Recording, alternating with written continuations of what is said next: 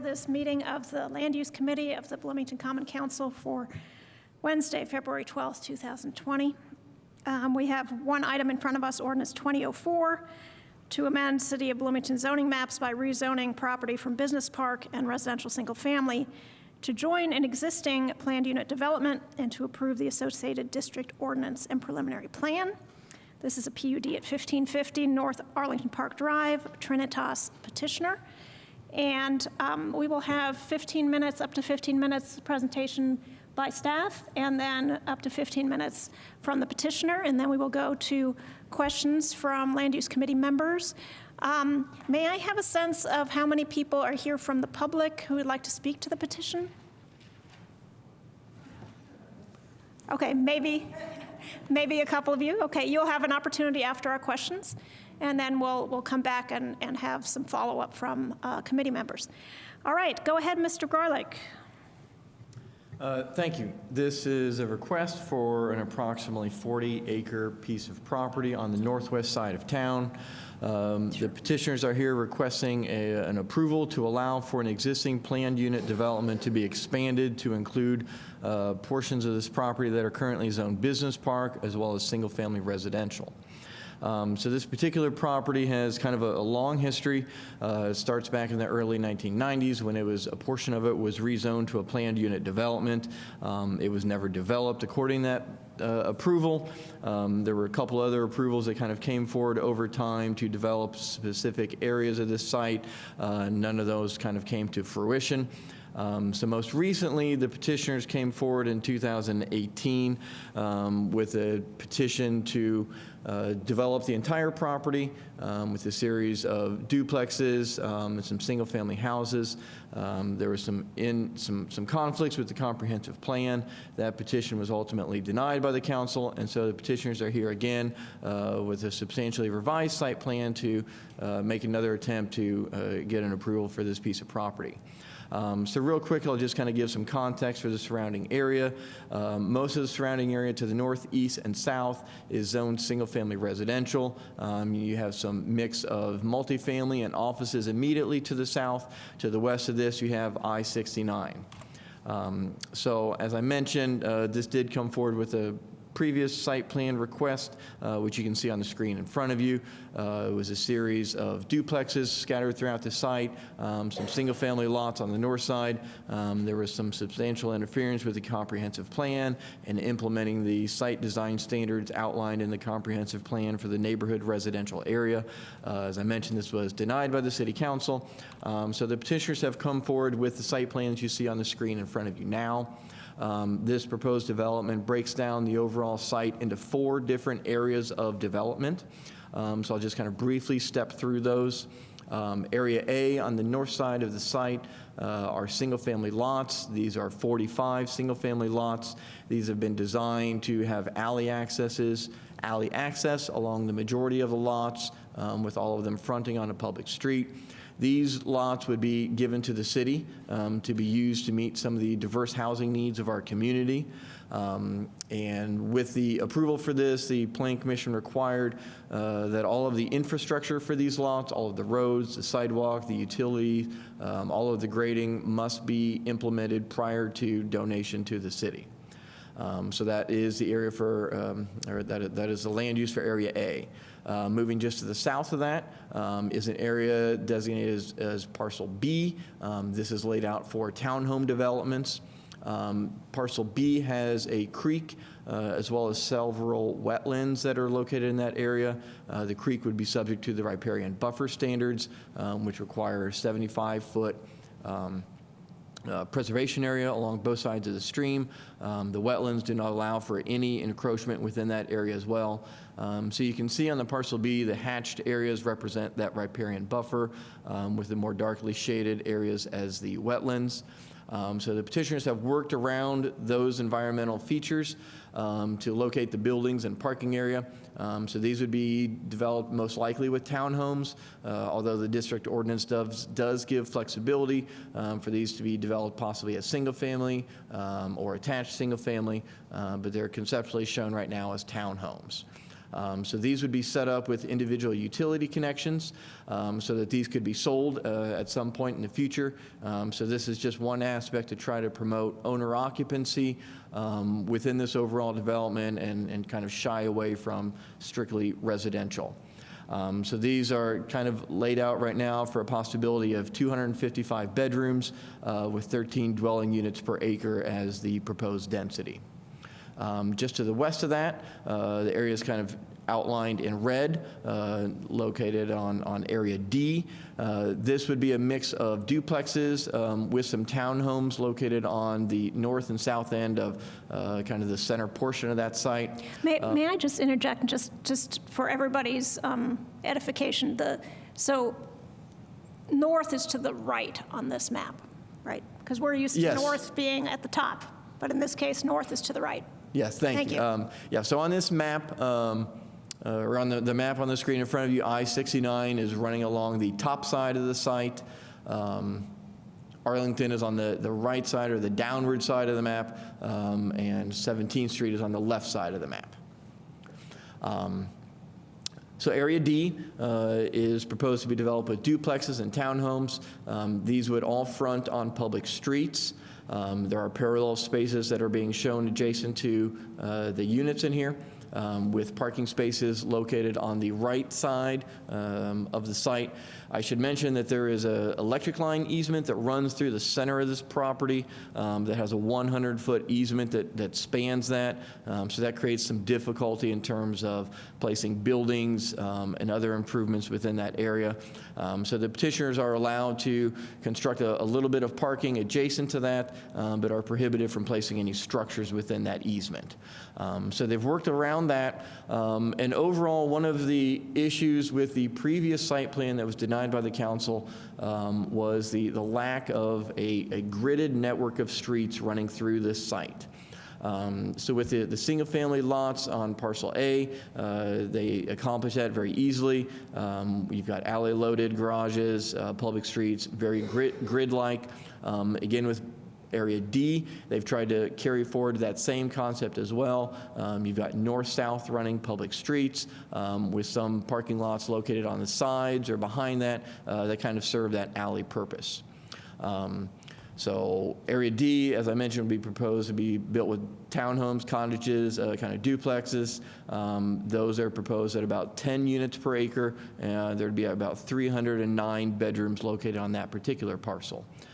This would be supplemented with a mix of on-street spaces as well as parking spaces located just off of the back sides of those units. So moving north, Area C is designated to be a multifamily residential building. This would have approximately 261 beds in there, about 8 units per acre. This would also have a parking garage located within it that would provide 82 parking spaces. So all total with this development as a whole, there are a mix of on-street and off-street parking spaces. There are approximately 125 on-street parking spaces that are being shown. Adding up the garage spaces as well as the surface parking lots, there are approximately 333 on-site parking spaces being provided.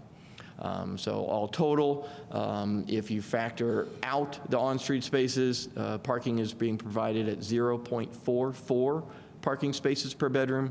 If you factor in the 125 on-street spaces, that number goes up to 0.56 parking spaces per bedroom. So that's just kind of some of the raw numbers associated with this petition. So they have proposed a rough bedroom breakdown for the petition as a whole. As I mentioned, each parcel is being approved with a specific density. The petitioners have also incorporated in their district ordinance our current dwelling unit equivalent factors that would be used to determine density. So you can see there's a mix of 1, 2, 3, and 4 bedroom units. Majority of the units within the project are 2-bedroom units. There are 210 possible 3-bedroom units and a possible 184 bedroom units. I use the word possible because those bedroom breakdowns could change. As long as each parcel stays within the approved density, then they're allowed to differentiate those bedroom units. So I'll just kind of real quickly show each site plan in a little bit more detail. As I mentioned, parcel A, area A on the north side of the site, these are the single-family lots. You can see the public street frontages for each of these with an alley located between those streets to provide access along the back. On the right side of the site, the east side of the site, the bottom side of the screen, this is a portion of the site that fronts the single-family residences just to the east. So the petitioner is showing a 50-foot conservation area adjacent to those single-family houses. That is not a requirement. The petitioner simply identified that as an area that they can improve the amount of conservation. So they added that into their overall conservation just to save some of the existing trees. I should probably note, one real kind of important aspect with this property is that the site itself was used for INDOT purposes. A lot of the topsoil was sold from this petition site a long time ago to be used for various INDOT projects.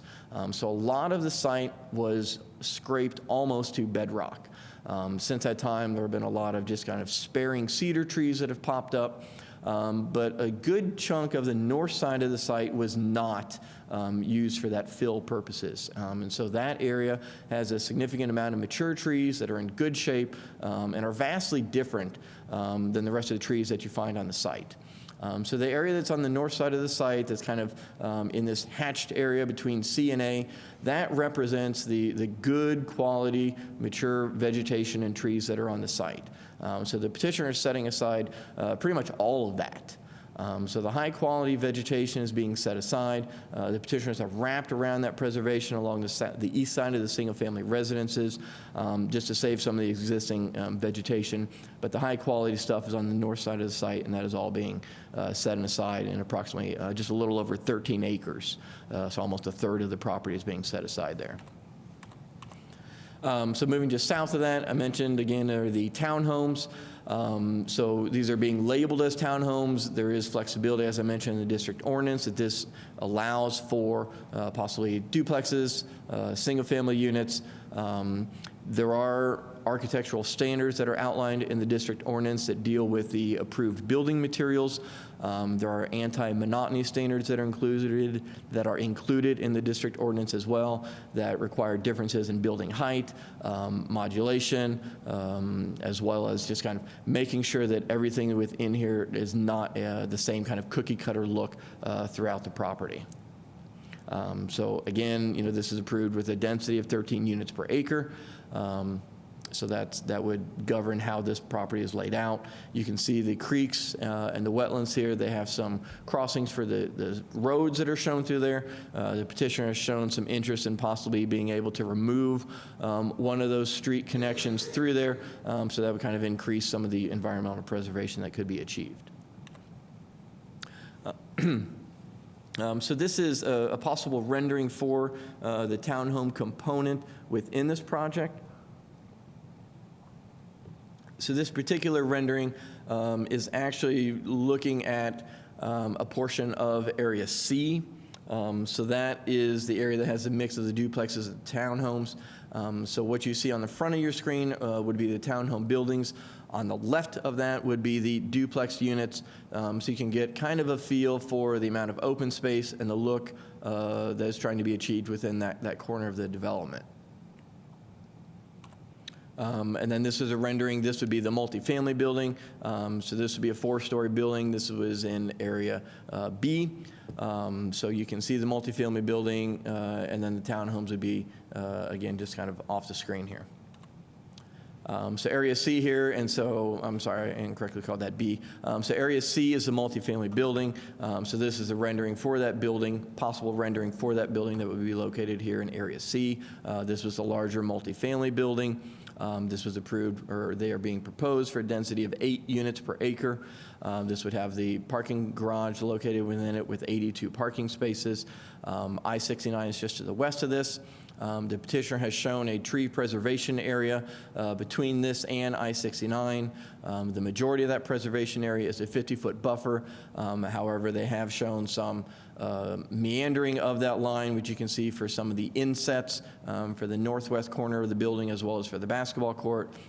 So those would have a 25-foot preservation area, but a majority of this along the I-69 corridor would have a 50-foot buffer. So this is a rendering kind of showing of how much of that building you would see from I-69. So this is a multifamily building, as well as some of the other townhomes that would be just adjacent to that. There are a lot of existing trees along that corridor. There would be additional landscaping required along that corridor as well to help improve the buffer and look of these buildings from 69. So Area D, this is the south side of the site. This has a mix of duplexes and townhomes. So the first rendering here shows some of the buildings within that area, so the townhomes and the duplexes. So this is the corner. So you would be looking at that picture kind of from the bookends of that center column here. You can't see it, yeah. So the cursor, so the townhomes would be located on the left and the right side of that center block, and then duplexes running along the middle sides there. So as I mentioned, these would all be fronting on a public street. Public streets would have sidewalks, tree plots both sides. The site also includes a multi-use path that runs through the site that connects from Arlington all the way down to 17th Street. The city is in the process of doing several improvements to the 17th Street corridor, including sidewalks and tree plots.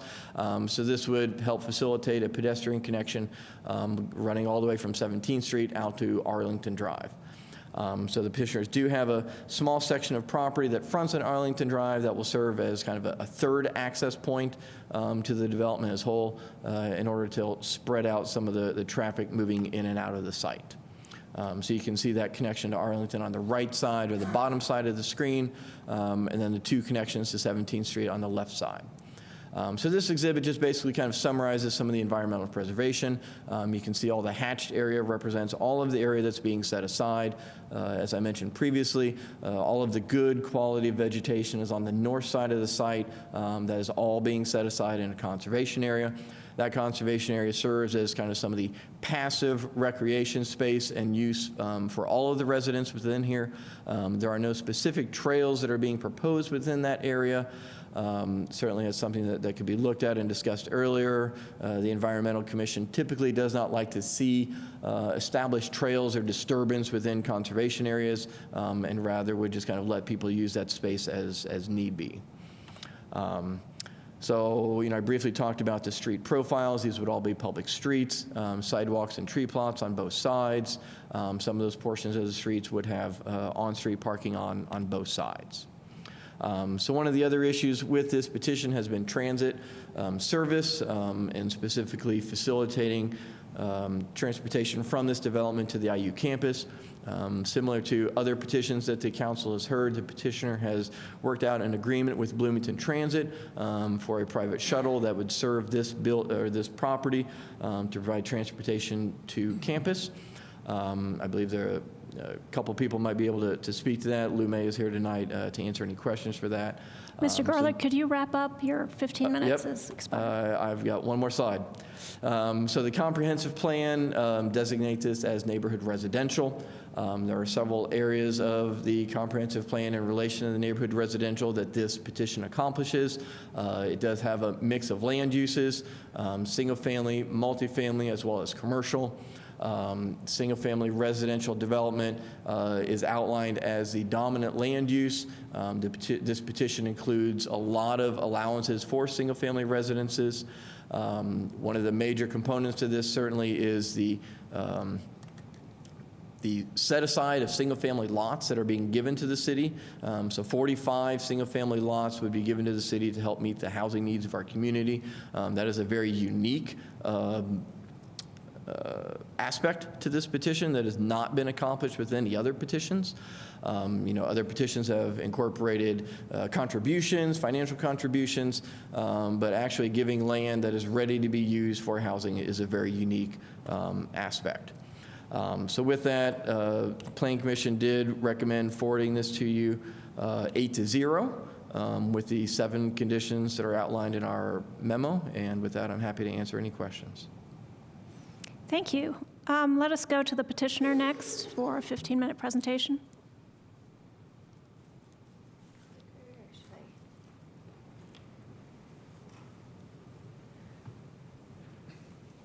should I just tell you when to?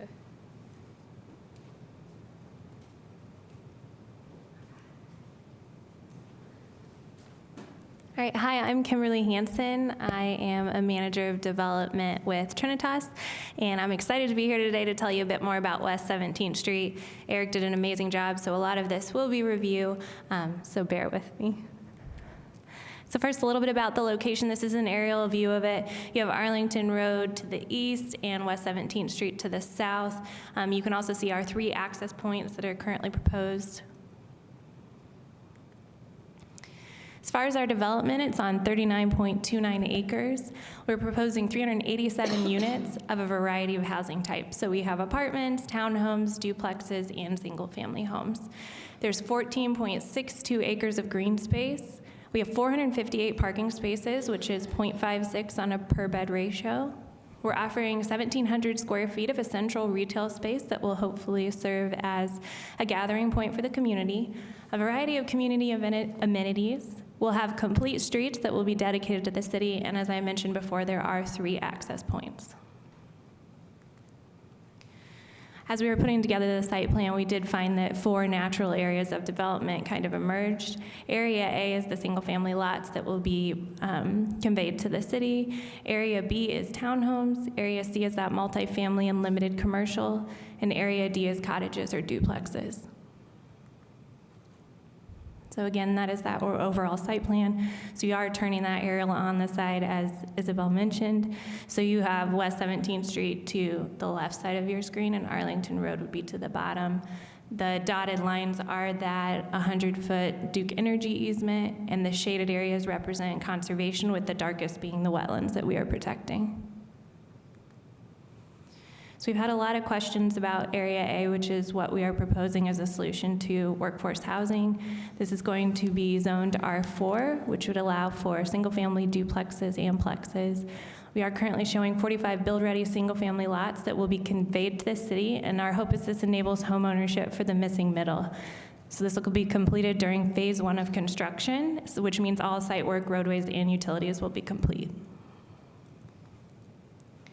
So when thinking about environmental preservation, 37% of this site will be placed in conservancy easement. So again, that's 14.62 acres. We have been working with Red Wing Environmental and the Army Corps of Engineers to identify all the wetlands and intermittent streams on the site. We will have no encroachment on wetlands, and all of the intermittent streams will be protected. We also had a tree survey completed. High-quality trees will be protected along I-69, and we increased this buffer to 50 feet where possible. We also have a dedicated recreation area in Area A, small-scale bioretention areas throughout the site, and as far as landscaping goes, we're going to remove invasive species, provide native plantings, and have no irrigation. So this is a map of the wetlands and intermittent streams that were found. Those will all be protected. And this is just the exhibit of the buffers that we added. This was a result of discussions that occurred in Plan Commission. When thinking about sustainability, the most sustainable feature of our site is that we are not developing 35% of it. We also have a number of initiatives that we've included in our development plan. I'm personally very excited about 12 electric vehicle charging stations that will be powered by solar arrays on their carport roofs, as well as the fact that we have committed to 10% regional building materials. When thinking about our 3 access roadways, these will be complete streets. So that would mean a northbound, southbound lane. You have a 5-foot tree plot on each side, a 5-foot sidewalk on one, and a 10-foot multi-use path on the other.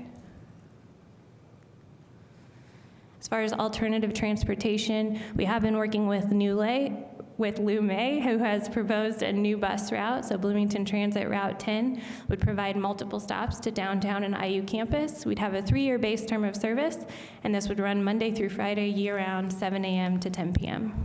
We also did this development with the pedestrian in mind, so there's sidewalks throughout the site, and then also that 10-foot multi-use path that would connect to the new path on 17th Street. So this is an exhibit of what that proposed new route would be. And then you've seen these renderings before, but this is our conceptual design of our 4-story multifamily building with commercial space. So the commercial space is that ground floor, again, hoping this serves as a gathering area and that a local business might like to go in. And this is looking into Area D, which is townhomes and cottages, typical townhomes in the forefront, cottages in the background. And then again, this is that view from I-69. And I am going to have Dan Moriarty, who's the architect on this, speak. We have a big team here with us today. Again, Dan is our architect. I also have Jeff Knabel, he's the project executive with Trinitas, Adrian Reed, who's our traffic engineer, and Jeff Fanio, who is our civil engineer. As Kim said, I'm Dan Moriarty from Studio M Architecture and Planning. I think Jeff and I started looking at this site when Kim was in junior high, so we've walked the site many times and been out on site, and in my 35 years, it's probably one of the most complex sites I've ever worked on as far as set-aside areas and easements and grade and rock. We've got just about everything out here. So for our plan today, we've picked up a few questions kind of through various sources along the way. I'll try to answer a couple of those and do my best to answer what I think the question is, and if there's more, we'll be glad to answer whatever you may have. I don't know, Eric, if you can pull up that one of just the blank site first in the flash drive I gave you. Yeah. When you look at just the blank site with the grades and yeah, that one right there. This is where we started, and you've all seen this before, but as both Kim and Eric mentioned, the set aside for both the conservation area and the wetlands pose their own kind of set of unique planning challenges, particularly when it comes to a grid. So with the buffers, you can see this was kind of our slate to start with, and especially in the area to the south there, I think we called it B, you'll see we've got some islands of space we can work within between grade, wetlands, and buffers from the wetlands. We've got a kind of a unique situation there. And then Eric, if you can pull up that one that compares the two grids. So I got an email this morning with a possible grid that may be a little bit more in keeping with the idea of maybe the comprehensive plan or what might be done on the site. And so on the left, you'll see the grid in blue and orange of what we've proposed currently. And on the right, I'm sorry? It's hard to see both of them. Sorry, if you can zoom in just a little bit more, but not too much. If I zoom in, you're only going to see one or the other. The one on the right. So the one on the right was the suggested grid. And I wanted to kind of compare and contrast a little bit to show you how we ended up where we did. First of all, if let's set aside the things that I think are very similar, which would be, I'm sorry, let's use my pointer here. Is it the top button? No. Is that it? I don't know if the pointer works. I can't guarantee that. Oh, okay. Well, I'll try to describe it here. Kind of the seam, the up and down seam on the TV there to the right. We have our east-west street that connects down to the neighborhood here, with the single-family homes on the north side and the townhomes on the south. That grid on the north side of that street, I think, is very similar. Streets and alleys and roughly the same configuration. Then the north-south street, of course, is very similar. We have one spot where we can cross between the wetlands, the grade, and the easement. We've got kind of one spot we can cross, and that's right on both plans, right there as it crosses the electric easement in the kind of right in the center of the site there, as then we break to the south. So then when we look at the streets to the south in the proposed grid, there's one I'll call it next to the electrical easement, and then there's an alley, and then there's one to the west, another street that runs north-south. If we can slide to our kind of our existing grid, or the way we have it now, the primary difference there is just the flip of the alleys and streets, right? We flip the alley to the easement, because the power lines are going to remain there, we've got that 100-foot easement, all we can do in that is park. We can't put anything else in that easement. And we can only, that's only a single loaded street. So from a parking standpoint, I mean, trying to solve the parking issue, with our streets go parallel spots, right? So I think we've got a very nice kind of residential streetscape that's been proposed on those main blue lines. With the orange goes a lot of the parking that we need to service the facility, serve the development. So for us, it works a little better to have that, use that easement and use, instead of having our houses face the easement or face the electric lines, we would rather have the back of the houses face the easement and the street then to the west. So you'll see in our grid, the street is down the center. There's another grid up near 69, and then there's an alley down next to that electrical easement. So I don't think our grids are all that far apart. The other one we just can't do physically is the one that's shown on the possible grid on the south property line. There just cuts right through the wetlands. So I can't put a street there if I wanted to with the grade in the wetlands. So at least from my perspective, it didn't seem like we were that far away or that far apart on what we had. The second question I heard from Kim was about the setback from the houses from the sidewalk. And I've spent a lot of time studying new urbanism and done many housing projects using the concepts. And I guess my impression or my thoughts about new urbanism have always been, just like when I was a kid, I would sit in the porch with my dad, read the paper, and talk to people passing by. If you think about a cul-de-sac, in a suburban cul-de-sac now, it's hard to go visit your neighbor, right? Because you've got to go up the driveway, you got to knock on the door's usually tucked away, and it kind of is all, it all discourages interaction between people. So one of the base concepts of new urbanism, of course, is to encourage that interaction, encourage spontaneous interaction, encourage neighborhood walks, right? So only having 10 to 15 feet from the sidewalk to a porch is kind of one of what I would think is be one of the basic tenets of what we want to do, because we want people to interact as they're passing by. Someone's sitting on the porch, they see somebody walk by, it's easy to start up a conversation. So the idea of moving things, I'd heard a thought somewhere about, well, maybe the houses should be moved farther back from the sidewalk. I guess I would resist that from that standpoint, that I'd rather have people close together, close to the street, having the chance to interact, than have that space in front of the house that discourages someone from approaching.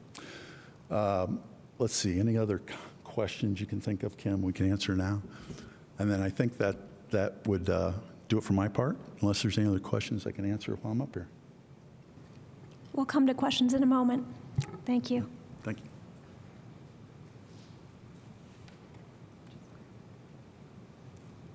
Is that the conclusion of the petitioner's report? Okay, thank you. All right, let's go to questions from Land Use Committee members. Who would like to begin?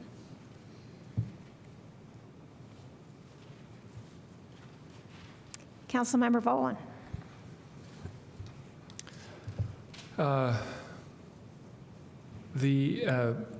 There seemed to be a paucity of like specific renderings of how buildings will look. I mean, we see an example here or there, and I get the impression that the actual design of the buildings has yet to be finalized. Is that a correct assessment? I would lean on the petitioner to answer that, how close they think their renderings are to what they're actually going to build. That is correct. So I guess my question to staff is, I mean, we've had other PUDs where there have been much more specific decisions made about exactly what the building will look like. And so why is it that we haven't required more specific details about what the buildings and the project will look like? So, at this point, they've laid out a district ordinance that has certain specifics in there, and anti-monotony stuff that we talked about. They've given us renderings that help illustrate how those standards in their district ordinance will govern and regulate how the buildings will look like. If we feel like, renderings, we don't, renderings are good to give an illustrative example of what something might look like. The hard black and white standards are what we're going to use at the end of the day. So if we feel like the standards that are being proposed in the district ordinance don't get us to the renderings that are being shown, then we should beef those up. The black and white standards that they've got in their district ordinance, a lot of those are coming straight from our code of the anti-monotony stuff, the differences in building height, differences in modulation, building color, building materials. So those are all leaning towards accomplishing what they're showing. So when we come to review a final plan, if we feel like what they're finally designed and showed for the final plan is so far off from what they showed previously, doesn't meet the district ordinance, then we say no. We say these renderings are not compatible, they're not in keeping with what was previously shown and what we were expecting. Okay, so when you use the phrase district ordinance, is that fundamentally different than any other PUD? Or, that's a thing you have for every PUD, right? Absolutely, yes. We've had developers come in with SketchUp showing the exact rendering of what the building's going to be built like. I guess my question is for staff, again, do you not always expect that very specific standards are to be put in writing now and not later? So we try to use both. We use the district ordinance as well as the renderings to say, okay, when they come forward with their final plan approval, is this pretty darn close to what they were showing us before, or is this ballparks off? They have given us renderings that show what the buildings are going to look like, so we've got some measuring stick to use when the final plan comes forward. Certainly if the council feels that, additional renderings for some of those. But this is, I guess I'll go back just a little bit. In our staff report, we put in there that we want 3 or 4 different types for the duplexes or for the cottages that will be submitted when the final plan comes forward, so that we've got that locked down. There's oftentimes a very wide range of specificity that has been designed at this point. This is just kind of an initial rezoning. With some PUDs, they've got everything nailed down. Sometimes they don't, but we try to come up with the standards that will help give us reassurances that we're going to get the quality product that we want that's in keeping with the renderings. Thank you. Did the petitioner want to add something in response? Well, just to add one more layer of assurance to, as Eric was saying, if you pull up the renderings, those are actually of this site and these buildings. And I heard from a client Monday night that I was too literal and spent too much time thinking about detail. I've already got the mechanical, electrical closets located on all these plans. So this is this project and these buildings. This is not another project or these represent the plans of the duplexes, the plans of the townhomes, and the plans of the Do you work with SketchUp? Yeah, the basis of these renderings were SketchUp. Can yes. you present to us a SketchUp rendering of Sure. the project? I want to see that. It's 2 not weeks. nearly as detailed as you know. If you've seen SketchUp, it's rougher. The point is we'd like to see a 3D rendering where you can take us on an aerial view of the site Sure. and zoom in on a given building. Mm-hmm. So I would appreciate that in 2 weeks' time. Thank you. Sure. Other questions? I will ask one.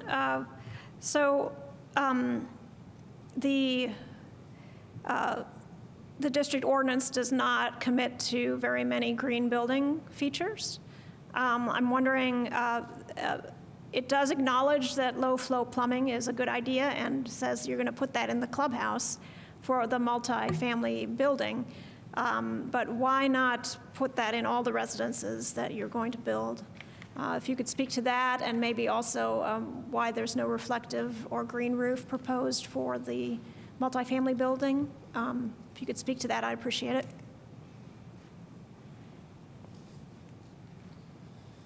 Hi, my name is Jeff Knable. I work at Trinitas as project executive. So in looking at this project and evaluating all the various components that have gone into the existing petition, we really found ourselves in a position to have to choose from a list of priorities from a cost standpoint. We knew a high priority was to maximize our green space and preservation of wetlands. We made a priority the development of the single-family lots and conveyance of those to the city. for no money. And then the Bloomington Transit aspect, which is unique to us from previous developments, we felt like that was a priority. We heard that message from the city the last time that we took this petition through, a much different petition through. And it really limited us in going forward with a full-blown green building package. So we tried to be smart about where we could spend money on sustainable design and still maintain our budget. We see that in the carports that have the solar roof, that charge the charging stations there. We think that's important. We see that in the biofiltration systems that we've planted throughout the site that help clean stormwater runoff. And so we find ourselves in a place where we're really maximizing our ability to provide those aspects at this time. So it says on the list, low-flow plumbing fixtures is, but in the DO I read it was just for the That is clubhouse. Is that correct. That's the still plan. accurate? Okay. Yes. And then did you price out what a white roof would cost compared to other roofing on the multifamily building? We have priced several different sustainable roofing designs, including a solar, and much of what we're seeing price-wise would have limited capacity to power only certain aspects of the building itself. And for us, the cost-benefit was prohibitive for us, given everything else. I'm talking about a reflective roof, so a Yeah. light-colored White TPO, sort of membrane roof, yeah. On this particular roof, which would be shingles, it would be designed, and I'll ask my architect, correct me if I'm wrong, but we have shingle roofs on the townhomes and shingled roofs on the clubhouse, on the duplexes. And so I believe the design for the four-story is to closely match the character of those other buildings. As you see in the rendering, the front, we have some gabled roofs and also some flat roofs, and the flat roofs would have a white membrane on the flat portions of the four-story, but all the townhomes and duplexes have shingled roofs. So part of the multifamily building will have a white membrane roof. The I'm part sorry, that's flat. what? White. Part of the roof on the multifamily building will be reflective. It will, all of the any flat roof on the project would be white. We don't use black roofs anymore. EPDM or a PVC roof or an EPDM roof are both white now, as a standard almost. And so part of the multifamily building will be flat and will have a reflective roof. Yes, if you look at the rendering, you see the back wing there, that would be potentially, that would be a flat roof there and would be white, yes. All right, thank you. Other questions? Councilmember Flaherty. Yeah, that was my street grid rendering. Not necessarily meant to be a suggestion, but kind of a point of conversation. And I was curious about the constraints you all faced. I know there are considerable topographical and environmental constraints. I went out to the site the other day, actually, and walked around to check it out. And I'm wondering a couple of clarifications specifically. I believe it was mentioned that you're only able to cross the easement east-west in one space. Is that, or would it be possible to cross in multiple spaces? The rendering I put together, I was trying to create a better sort of traditional gridded system that, is continuous. One thing I didn't like is when you come in off one of the connectors from the south, you immediately tee and are divided as opposed to kind of a continuous street, and that's part of what I was going for there. The other is I added a second east-west connector that would really kind of build that out as well. So I'm wondering if it's possible to connect across the north-south utility easement in an east-west direction in more than one space, basically.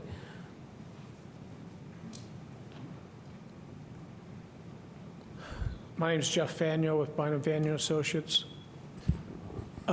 We can cross that electric easement more than once. However, we have to be a certain distance from where the towers are. And we have to provide protections of those towers with islands or barriers or not having any access at those points. So that's what we've done. where you have the crossing, say kind of in the middle of the project going from area B to area C, there's a wetland that you have to cross that's in area B. It's hard to say exactly where it's at, but you'll see a bulb that's protected with the dark line. That's a wetland that we're staying away from. And then, so that road there, we shouldn't be putting a road there because of the wetland. And what's happening with that blue line along that east-west connection you made is it only access road from one side. And what we've tried to do is make sure our roads and alleys have dual access, so we maximize the use of that asphalt. I did a quick calculation, so it might be a bit off, but currently the impervious surface area for area B, which I think is the most different from what a gridded system would be due to the environmental constraints in the topography. If we went to a more gridded system, it would actually take the impervious surface area from about 36% up to about 52%. And with the intermittent, well, not intermittent, with the wetlands and the ephemeral areas, streams that we provided protection on, it really limits the ability to create a true traditional grid. And one thing about having the area, the use of the north-south connection to 17th Street and a straight through, one of the things we were trying to do is use the street system as a traffic calming there, where someone couldn't go from 17th Street and make a cut through and get onto Arlington without having to make a turn or two, so that we don't have higher speeds in through our neighborhood. Sure, thank you. If I can follow up on the same topic, just since it's related.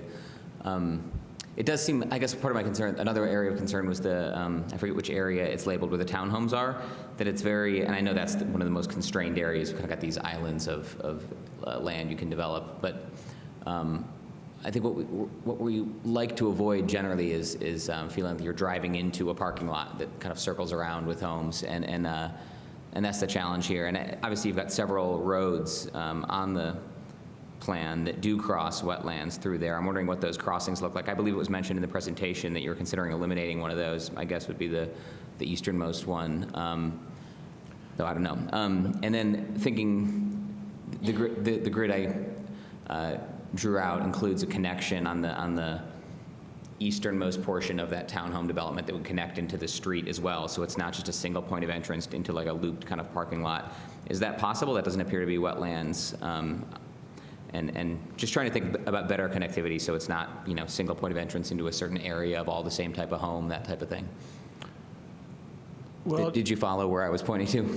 I got a little lost, but the connection we're hoping to eliminate based on fire codes would be the western connection where there's blue on your drawing.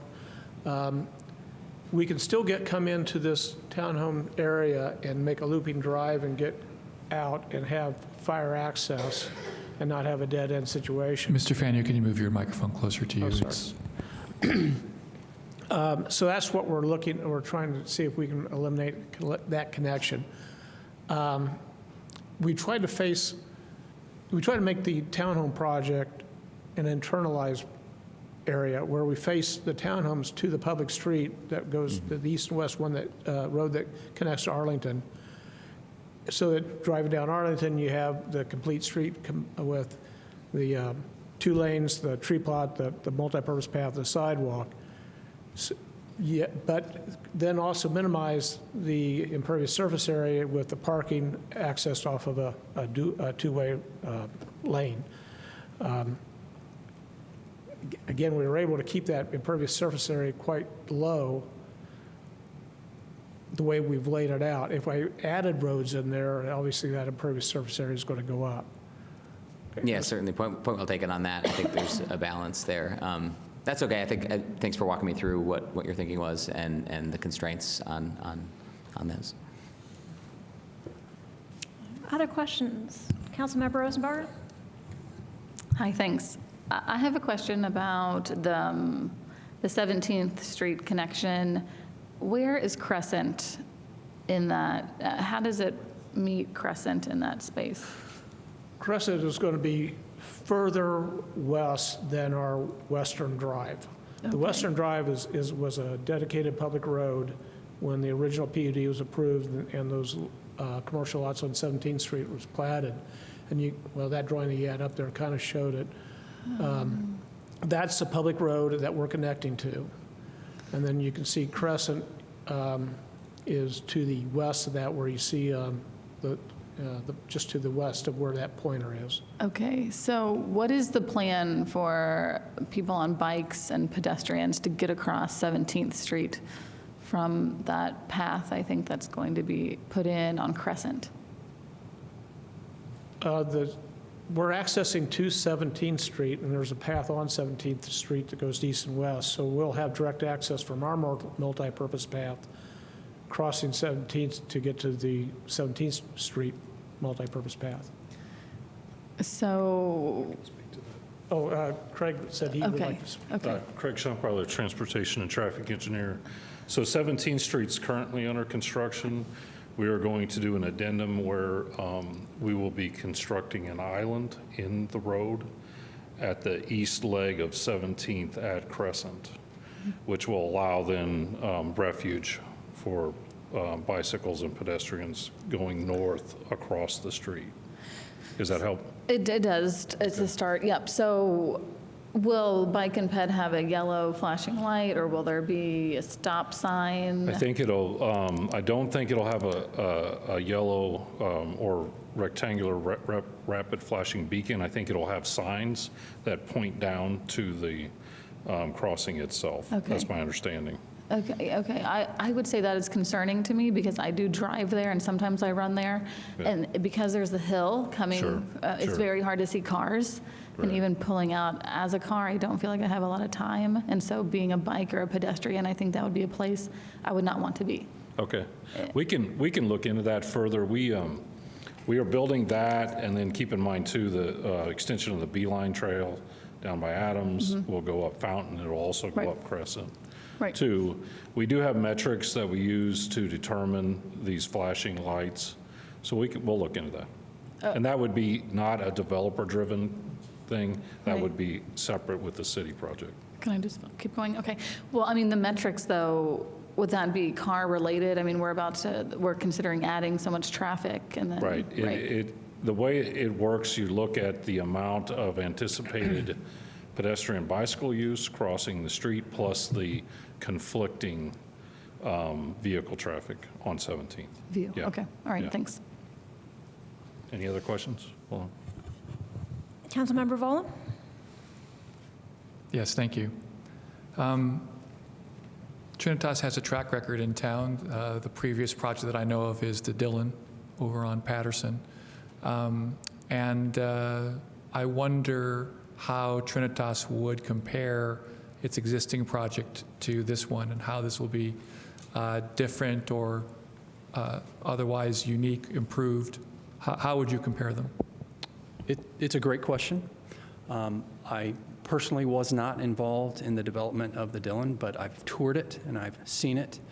And I would say that this project is unique. It's unique from the projects that we've developed in the past, partly because these are tough questions that we get here at the City of Bloomington.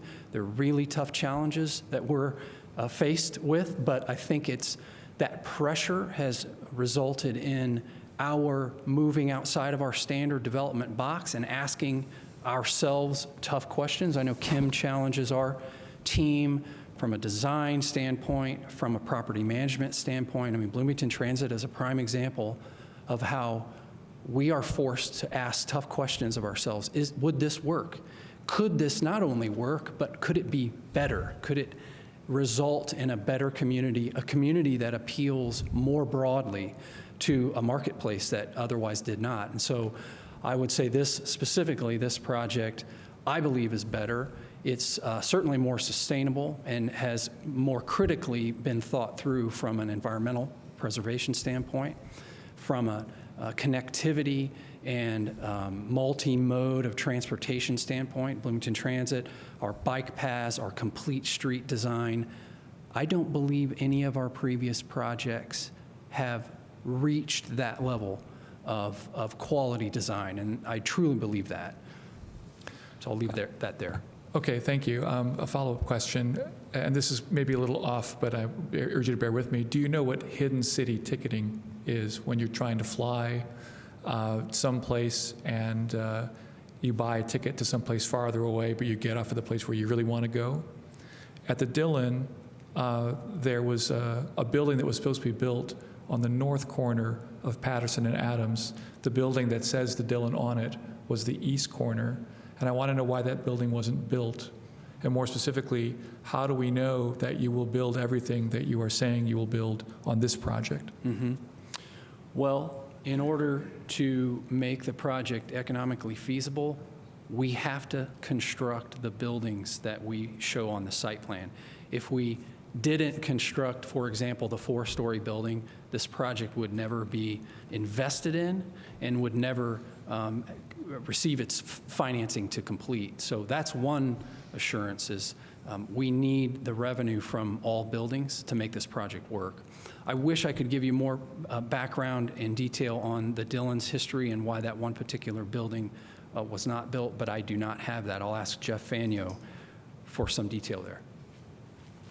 I'm afraid I don't have but I'm Jeff Fanyo again. I don't have the answer to your question. I will say that the Dillon was sold about, 2 years ago or maybe 3.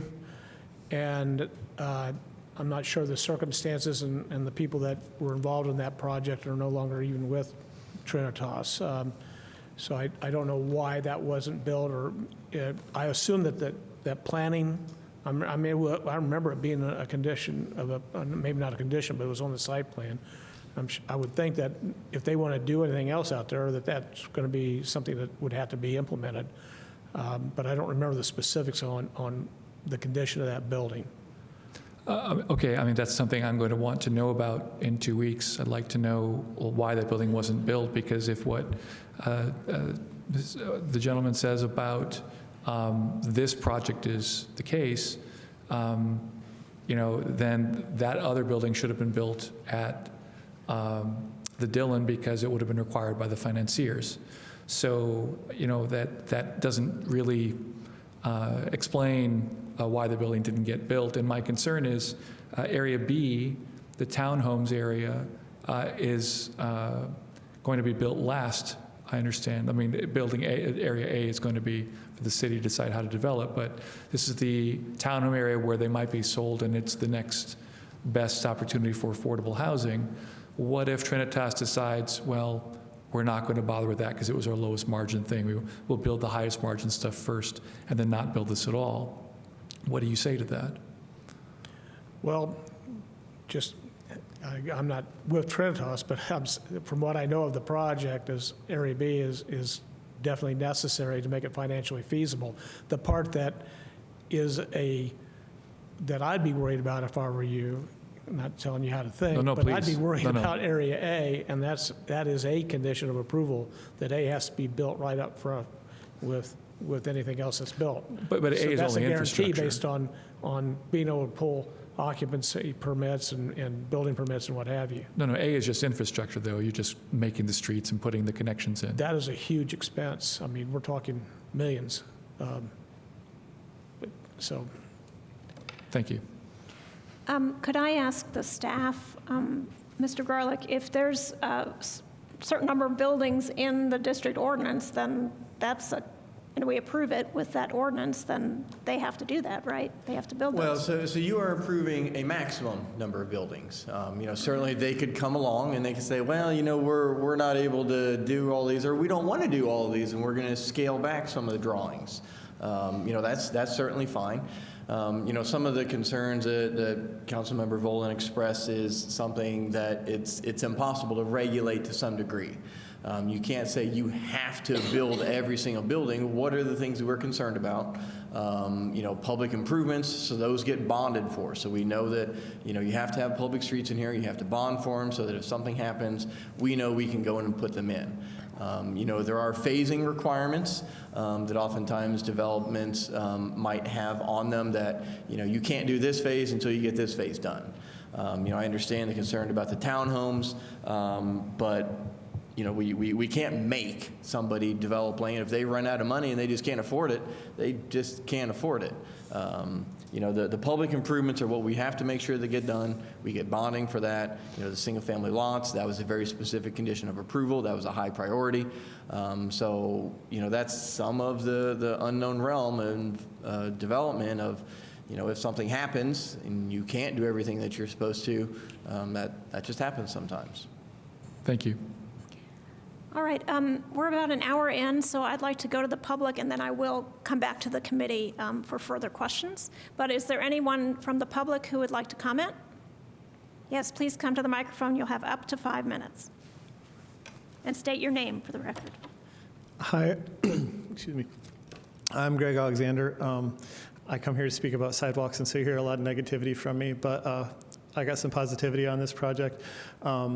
The BT route, that's awesome, Bloomington Transit. That there's 2 access roads to this. I guess 3, that there's another access road on 20th Street. I can't tell you how delighted I was to see that, because if this had been proposed 15 years ago, that wouldn't have even come up. We have such a record of not building a second access to a PUD, and here we've got a second access. That's amazing. The mixed use already, that there's different kinds of density within the project, that's awesome. The fact that that one of the council members or one of the committee members actually visited the project. I don't know if that ever happened before. I assume it must have happened, but that to me is a very promising sign that that's actually happening, and that somebody raised all of my exact concerns with Area B. That was very pleasing to see also. On the other hand, we've got sidewalks, This is going to access Arlington Road. Arlington Road doesn't have sidewalks. It has a mandate to have a bike lane. So what they did is they put a bike lane marker on the unimproved shoulder. Arlington Road is a huge challenge because of how it's been treated in the past. To effectively calm traffic on Arlington Road so you could have a safe crossing at 20th Street would take a real amount of intentionality from the city engineering staff. It's such a high-speed road. It's not calmed for miles until Ellettsville. It's got a huge downhill there. It's a real concern because people that live here are going to have to walk to services, to the grocery store, and the closest grocery store is about probably the old Marsh at Kinzer, and I don't know if that Marsh even still exists. And in order to make that walk, they're going to have to cross Arlington Road at 20th Street, and then they're going to have to continue along 20th Street with no sidewalks, and then they're going to have to continue, I think Monroe it's called, and then Gorley, again, no sidewalks, and they'll probably use that bridge over the bypass. Thank God for that bridge, right? But there's nothing on the other end of that bridge. They wind up in a parking lot for a school with no sidewalks along the edge of the parking lot. They're walking through the mud if they want to go to the grocery store. There's some possibility there will be a sidewalk connecting that bridge to the grocery store. That would be awesome, but what if there were sidewalks connecting that bridge to North High School? That's really personal to me because my kids are going to go there in about 5 years, 10 years. And it's, you're making something where people could conceivably walk. You're not, it does have connectivity. It's plausible that there will be walking, but we have so much work to do. And my plea to you is when we do connect sidewalks to that bridge, which was built, 30 to 40 years ago, when we finally connect a sidewalk to that bridge for the first time, could we do a good job? It'll be an amazing improvement just to have it connect to a single destination, but what if it connected to North High School? What if it connected to my house, to Maple Heights? What if we actually had a cohesive sidewalk network up there? Oh my God, what if it was good? Thank you. Thank you. Anybody else from the public like to make a comment?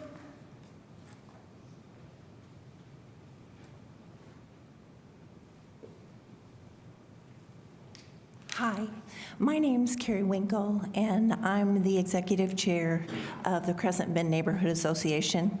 So I wanted to say, first of all, that we've been really impressed with the communication with Trinitas through this entire planning. They have been very forthcoming in letting us know what they're thinking and meeting with us regularly to give us this information. So at this point, I think trying to speak for the entire neighborhood, we feel very strongly about having access to Arlington Road. It's been a really rough 9 months since they started improving West 17th. It was supposed to be done in November, and it's probably not going to be done till probably March or April. It has been really rough, I gotta admit. And we know that there's going to be increased traffic on West 17th. We understand that, and we understand the need for upgrading. But we have in the past had those islands that are supposed to be buffers for traffic and all that. I just want to say that the islands that were there before were not effective. They didn't work. They had these really ugly plastic things that came up in the middle to try to make them more obvious, and usually in about a week those were plowed over and gone. So just so you know, in some respects, we understand that there needs to be some buffering of the traffic as far as especially how fast they're going to be coming over that hill. But we just felt like that really wasn't a good alternative for a buffer. Some of us have mentioned that we'd kind of like to have another roundabout. We love our roundabout that you guys helped us with at Monroe and West 17th and Arlington Road. That has just been absolutely awesome. It works well. And the second thing that we're really concerned about is the 7 acres that they're going to give the city. We feel like if they're going to give you the city this 7 acres, that we would like to know before we say yay or nay on how we feel about the project, as what exactly that means to us. We'd like to know specifically what you consider workforce housing. We'd like to know if this is going to be a government subsidized project. And so those things are extremely important to us before we're in favor of this. Thank you. Thank you. Any other public comment on this petition? Okay, seeing none, we'll come back to committee members for further questions. Oh, sorry, even though I'm Ms. not Sims, public, yes. I hope I can address the committee members. So I am Doris Sims. I am the director of the Housing and Neighborhood Development Department, and I want to come here to speak about the seven acres of property that will be donated to the city to build affordable housing on, to kind of address the ladies' questions of what the city will actually do with it. First of all, I really want to thank Trinitas and working with my office as well as a couple of my colleagues to give this donation to the city to build affordable housing. As you know, affordable housing is really important to Mayor Hamilton and increasing the amount of affordable housing that's available within our community. Right now, what I can tell you is that the 45 lots will be set up, as they said, with all the roads and infrastructure in place to build single-family homes. So what we look to do is build affordable housing, particularly for workforce housing or the missing middle housing. That's between 80 and 120% of median income. We hope to be able to work with a master developer to develop those single-family lots into single-family homes, and that's pretty much all we can provide right now at this time of what we hope to do with the property. But rest assured, you know, it will be something that we would work with the neighborhood association as well as other surrounding property owners to get their input on the development of the property as well. Thank you. thank you.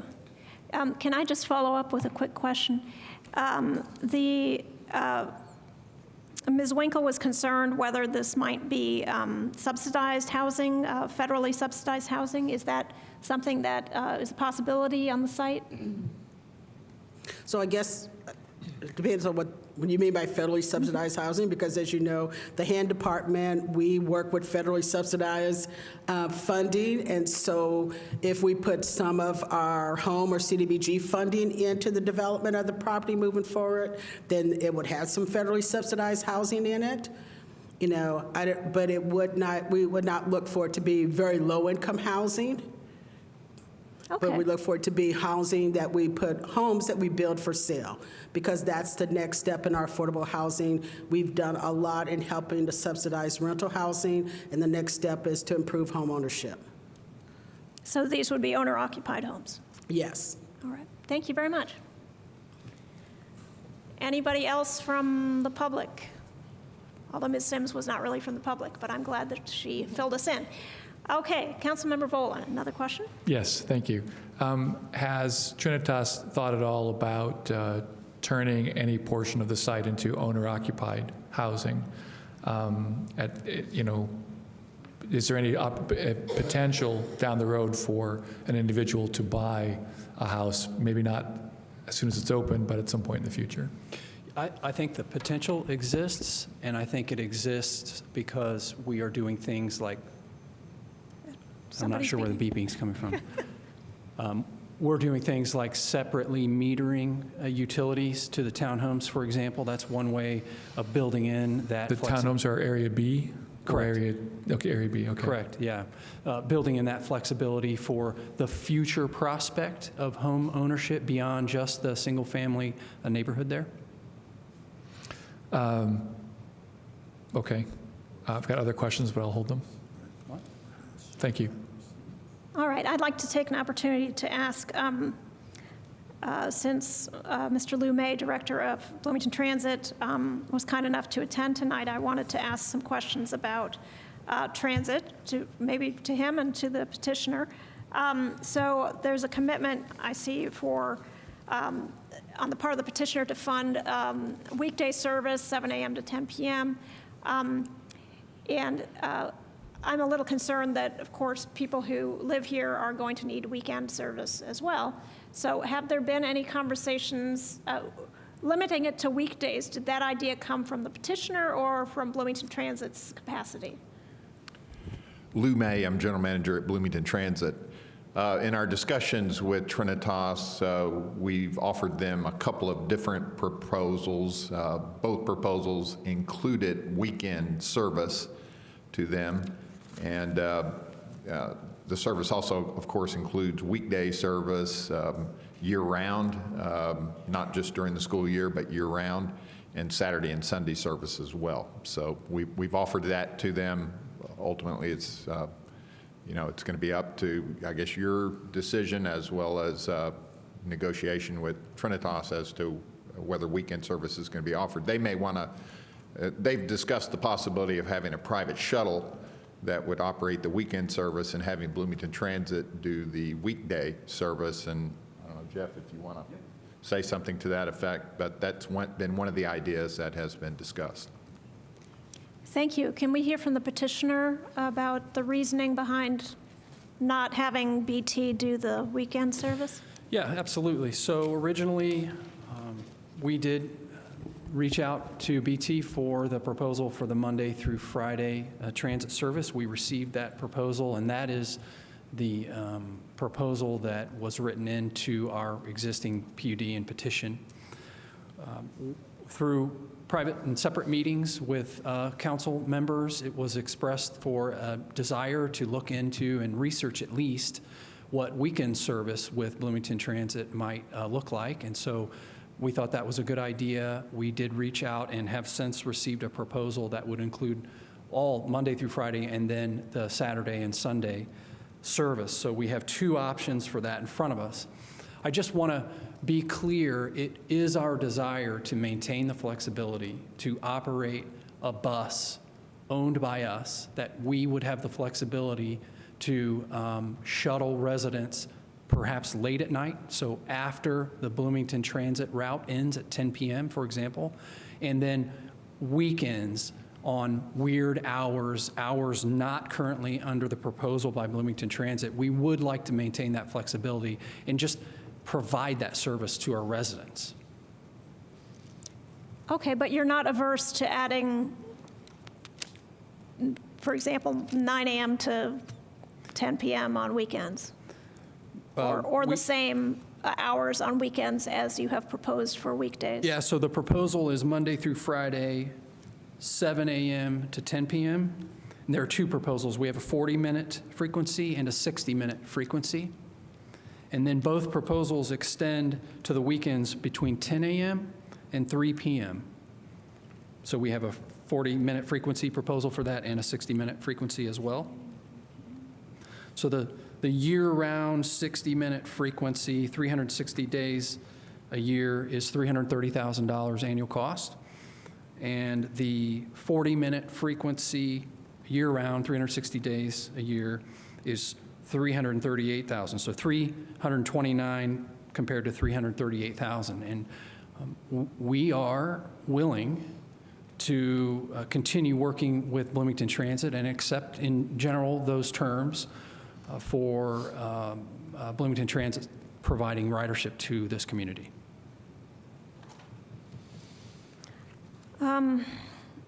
You did not get a proposal for more frequent than 40 minutes? We have a 40-minute and a 60-minute frequency only, yes. So you do not have a proposal that's more correct. frequent than 40 minutes? Correct. Okay. Can I just get a clarification? Can you recite those numbers again? The 40-minute would be what cost, and the 60-minute would be what cost? Yeah, 40-minute, $338,187. This is an annual cost, increasing at 3% a year. And then a 60-minute frequency proposal, $329,148 a year.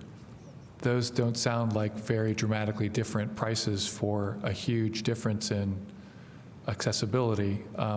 Why is that price so similar, Mr. May? The reason for the difference is the alternative 2 that we propose, which I believe is a 60-minute route, is a longer route. It covers more territory in the IU campus area. It goes all the way. How many miles longer? I don't have the mileage amount, but because it covers a larger area, it takes more time with the bus, so it's a 60-minute frequency as opposed to a 40-minute frequency. So, okay, there was only one map in the proposal. I didn't know which one that was. Yeah, that is the one that's in your packet there, I believe, is the 60-minute frequency. So it has a loop that goes all the way around the campus, somewhat similar to the way our 9 route does, where it goes down Jordan to 3rd, and then the proposal is to go up Walnut all the way to 17th Street and then back to the development. We did give them a second alternative that had a shorter route on it, and as a result, a more frequent service. Can we see the map? Can you get a copy of it to us? I have it here, a hard copy of it. If we could just have a copy made for the committee members, that would be great. It's in color, but Doesn't have to be immediate. If we could get it for our next meeting. Thank you. Oh, I do have a question about this. Regarding the shuttle, the nighttime shuttle that Trinitas has asked for, why couldn't the Bloomington Transit operate that shuttle? We're looking into micro transit. Could BT not operate that nighttime shuttle if Trinitas was paying for it? certainly we could operate as much service as they wanted us to provide. And we're glad to give them proposals for whether it's weekend, late night, weekday service. We're glad. But the idea that they were proposing of a shuttle, is that not similar to the microtransit that you're talking about? I don't know the characteristics of their late night shuttle that they're proposing to privately operate, perhaps, Jeff? Yeah, pretty simply, a bus, 10, 12 passenger bus is what we've been discussing with our property management team. And we have a driver that we would employ on certain hours, and they would just be, providing ridership to our residents on those weird off hours that. Picking up and dropping off point to point. Exactly. So sort of like Uber or Lyft. Kind of like our own personal Uber for our residents, yes. And is that not, Mr. May, what microtransit is effectively when it's being done as an alternative?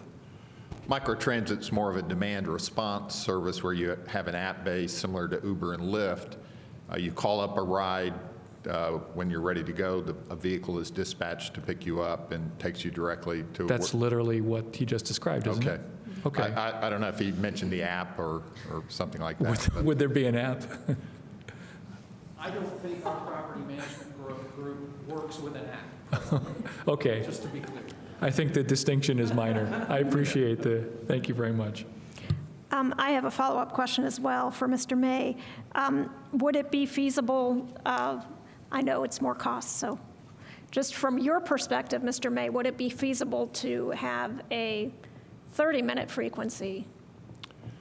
It could be done through a couple of different ways. One, you add a second bus to it to improve the frequency there. So that 60-minute route, by virtue of adding a single bus to it to give you 2 buses, would then have a 30-minute frequency. That would be one way to do it. The other way would be to shorten the route, shorten the distance that the bus is covered so that it can get there in 15 minutes and get back in 15 minutes in order to give you a 30-minute frequency. That might be, the second alternative might be more challenging given the distances involved. So if there were 2 buses on the 60-minute route and making it a 30-minute time between buses, would you be able to provide the second bus and provide staffing for it, do you feel? We would. We're 2.5 years approximately from implementation of this. I think that gives us sufficient time to prep for it.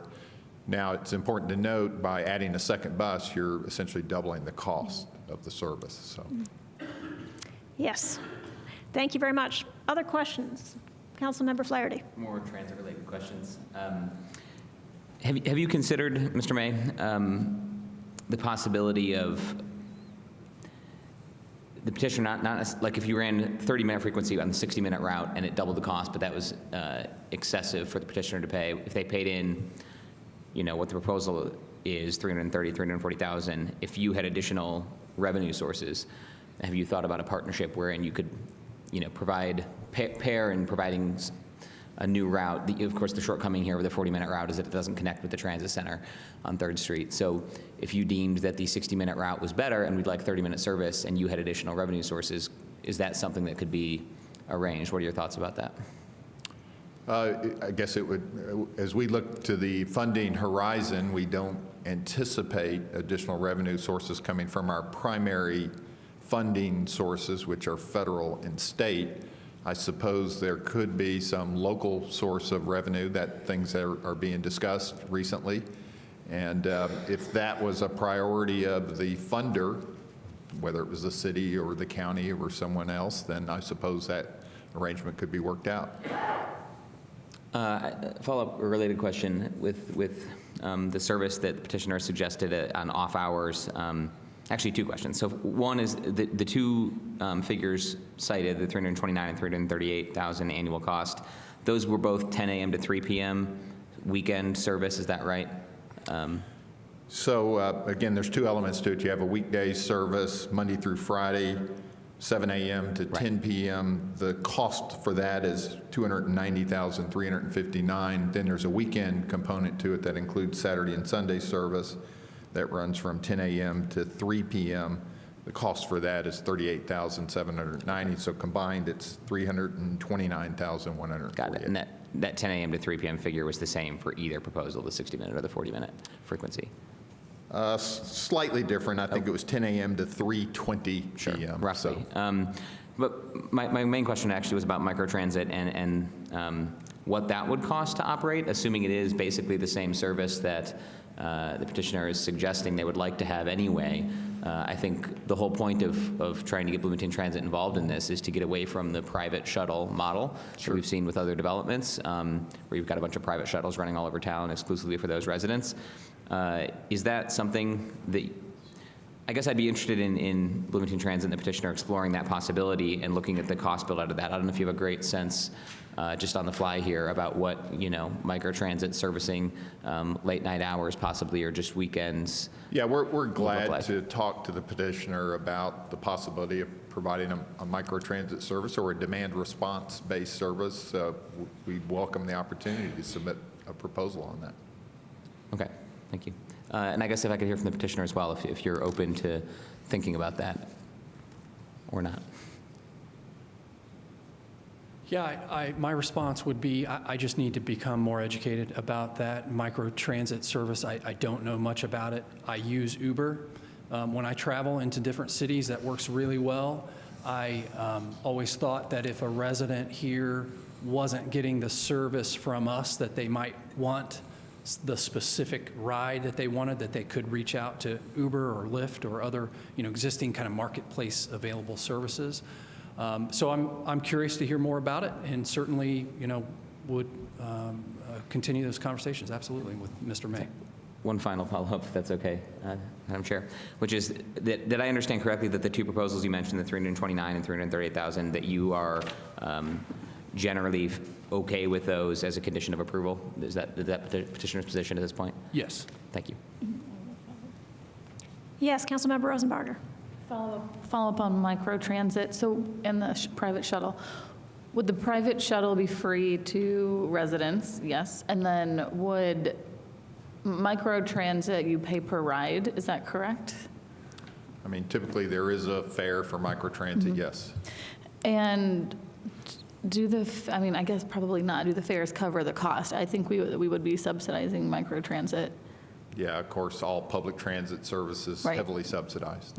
Okay, thanks. Yes, Councilmember Volin.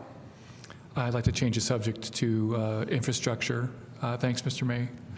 I got two questions that I don't know are related, but first of all, the plans for the building in Section C, the multifamily four-story building, the proposal said that that could be one or two buildings. Has the petitioner made up their mind about what enters into that calculus? Yeah, good question. The genesis of that one or two buildings really began with the retail that we were trying to create on that corner. And it resulted in a conversation internally at Trinitas. Well, firewalls maybe need to be different than a residential building, and so there perhaps needs to be some separation there. And we didn't have it all figured out, and so we wrote in the availability of having a separate building there. That really was the beginning of that. It is our plan today to construct the four-story as Dan has designed it on the site plan as one single building. Correct, yeah. Okay. The other question I had was, in Area B, can we get a map back of the site? Thank you. There's the original here, too. There you go. So if we could zoom in to Area B, is it possible to get a closer look? Okay, so in the northernmost part of the site, to the right of the thing, you've got row houses, and then there's a kind of the lip of the road turns because I guess you're trying to make a pleasant curve. Yeah, right there. But the houses are not matching. They're not up against the street like the other ones are. Now, I know that in previous conversations about the project, I've been told that, it's not really meant to show exactly where each unit is going to be, but I want to ask about this anyway. Do you plan for these houses to go up against, in other words, the houses on the northeastern part are going to be farther away from the sidewalk and the street? How will people there engage with their neighbors, engage with people walking past on the street? So if I understood you correctly, and I think that's a good point. You're not seeing my clicker there. Yeah, if you can zoom in there. But right where the road curves out, we could step the townhomes towards the road. Is that? So you do intend to do that, yeah. Now that you pointed that out, yeah, that's a good idea. Honestly, didn't think of it before that, but yeah. This raises more questions than it answers. The good idea is the nice thing about the townhomes is they're somewhat independent, and we can just slide the party wall or slide the units at the end closer to the street. So would they still face north, or would they turn to face the angle of the road? The intent on those was to face the what I would call the street, which is with the sidewalks and the bike paths. So yes, I would face north. Well, but I mean, the point is, would they face north, or would their faces turn to match the curve of the street? Would they be perpendicular to I would this? probably try to stagger them rather than cant them, just because you end up with that awkward angle between the units that comes kind of wasted space.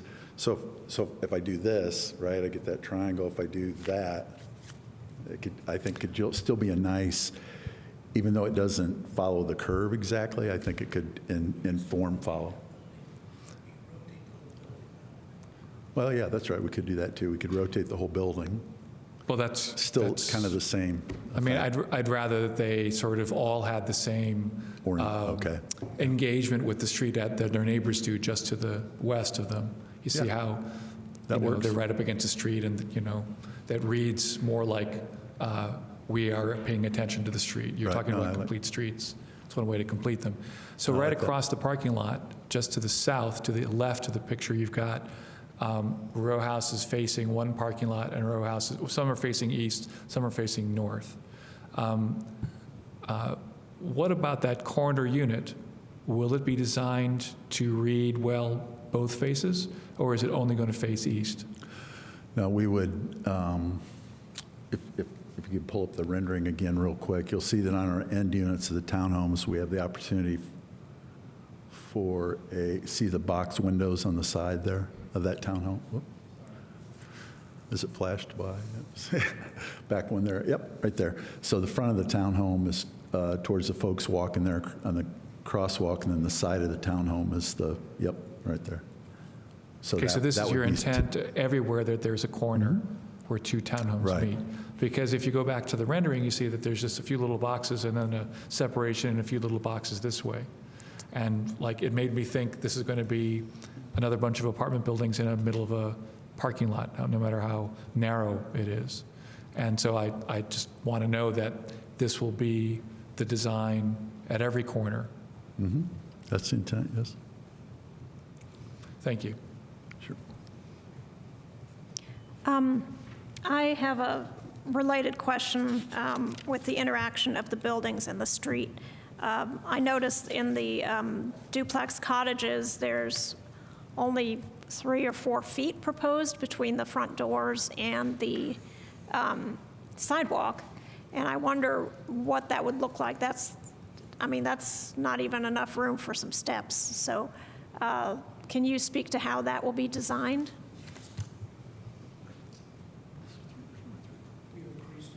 Yeah, I think we've increased that dimension from the porch to sidewalk. I don't know the exact dimension, but I thought it was around 10 feet, maybe 8 to 10 feet. But we'll look, Jeff will check the drawings here. But this is accurate to the way, this rendering was accurate to our streetscape. So, the relationship of the porch and that drawing to the path, to the curb, to the tree plot, et cetera, reflects the drawing right now. I believe that 3 or 4 feet was a leftover from the 2018 plan, and that we have increased it from that plan to this plan. I don't have the exact dimensions. I think the front porches are at least 5 feet, if not more. The house itself is actually beyond that, but we'll have to get your actual dimensions. But 3 to 4 feet hasn't been part of this plan, to my knowledge, since the 2018 petition.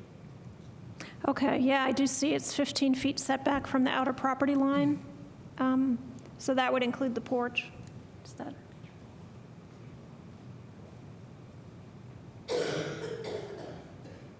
So maybe I was misreading it.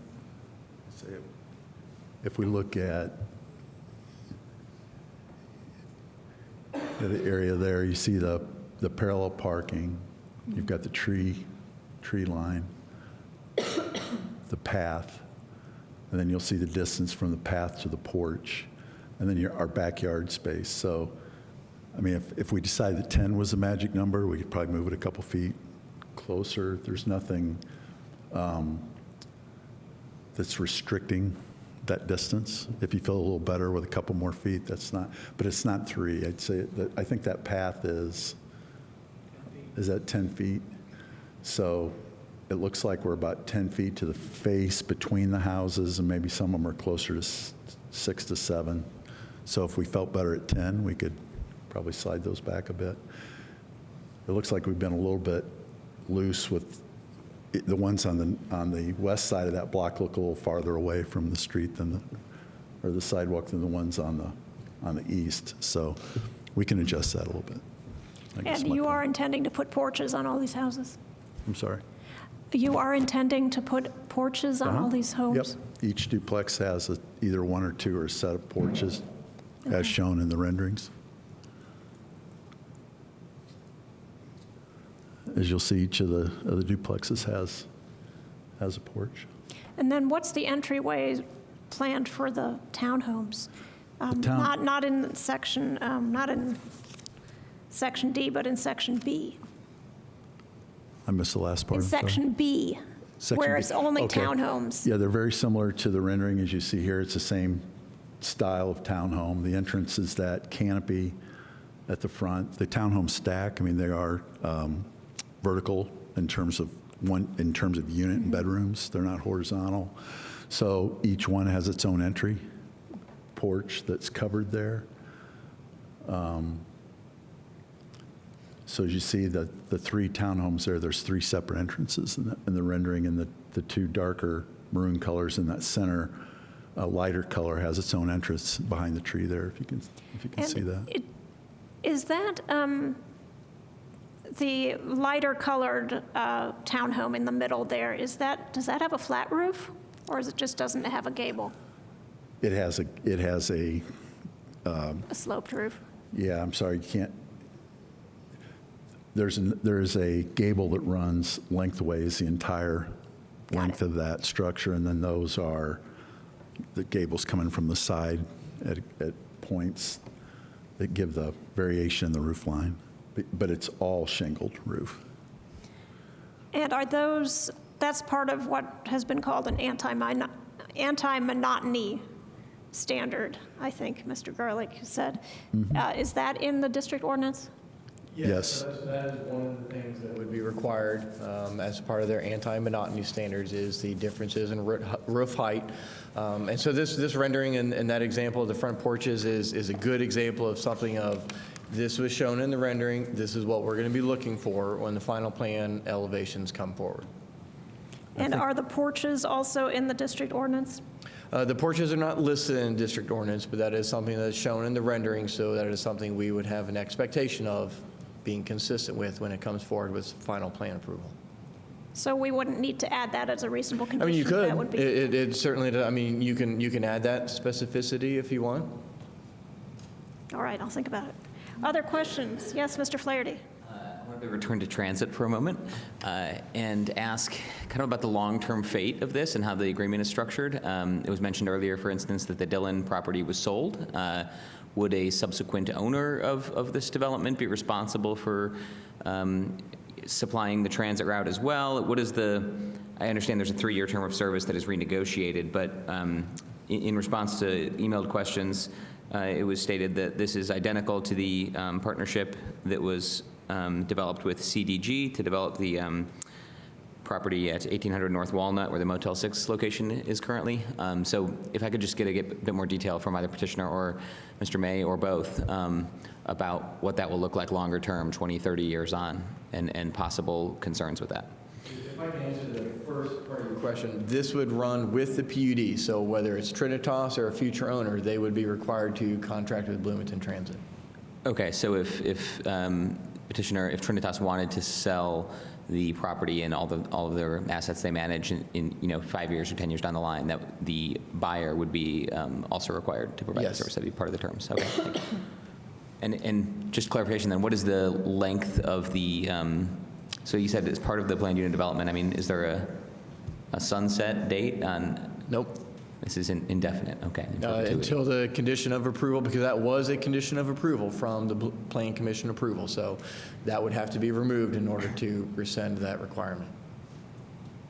Okay. I mean, what happens if it's just not financially viable? I mean, Because it's a condition of approval, they would have to come back to the Plan Commission and get a council. rezone at that point? Or They would just remove that condition of approval. okay.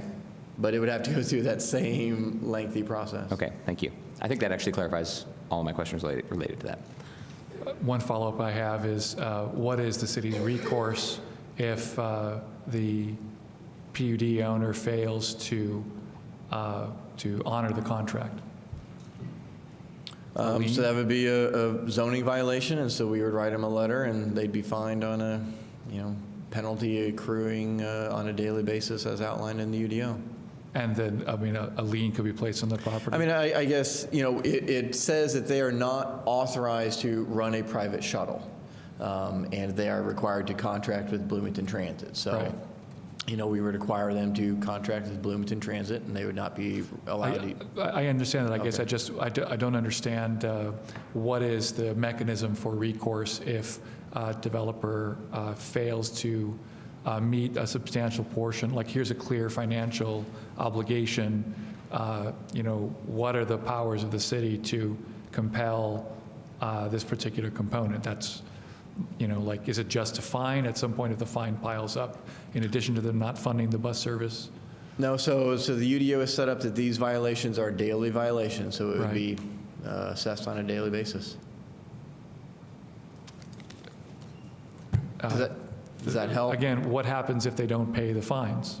What happens if they, there's a fine assessed, like, do you go to court? Yes. Okay, that's what I wanted to know. Sorry, I wasn't carrying that all the way forward to it's the like, very what end. happens after that? Okay, thank you. All right, other questions? Councilmember Rosenbarger? I have more transportation questions, I think. So, okay, I think in the presentation I saw that right now the closest bus stop is half a mile away, but we would be creating a new route, so there would be, I assume, at least one bus stop in the development, or maybe more? The closest route is the Route 2 that serves the Crescent Drive and the Crestmont area there. And, the distance from the Petitioner's development varies as to where you are. If you're on the southern end of the development, then you're probably within pretty easy walking distance of the Route 2, which would have a stop on West 17th Street there. But if you're at the northern end of that development, you're going to have a pretty good walk to the existing Route 2. Now, I will say the alternative one that the developer favors also goes close to the downtown transit center. It goes to 3rd and Walnut there. So not only can they make a linkage to the IU campus, but they can make a linkage to the downtown transit center at 3rd and Walnut. Okay, so you're not thinking of putting any stops in the development, I guess? The shuttle route, the new route that we would create, yes, would circulate through the development. Okay. We envision it going in through 17th Street, entering the development and exiting onto Arlington Road. Okay. And, okay, well, I'll stop for now. Just a quick follow-up. Yes, Mr. Volin? When you say the shuttle route, you mean the late-night shuttle route? I mean the Monday through Friday service that Bloomington Transit So would. this new route would go through the project? Right, that's how we anticipate it circulating, coming in from 17th, exiting on Arlington. Because what you have on the map up there just shows it stopping at the multifamily building, the Area B, Right. or whatever, it's Area C, and then going back out the same way. Yeah, in order to properly serve the residents of the entire development, I think it has to circulate through that, So I want to know. as close to the middle of the development as we possibly can. Thank you. Okay, so then, taking a bus to a grocery store, can a resident right now get to a grocery store on any of these proposed routes or existing routes? Well, the existing Route 2 will take you to the Downtown Transit Center, and then you can stay on that Route 2 bus, and it takes you to the, goes right by the Kroger Seminary Square. So it's about a 22-minute ride from West 17th Street to the Kroger Seminary there, Kroger Seminary Square. Okay, and the new route does not look like it would. The new route will not directly serve any grocery stores. Right, okay. Okay, that is my BT-specific questions, and I just have some questions, I think, for staff, if I can keep going on transit.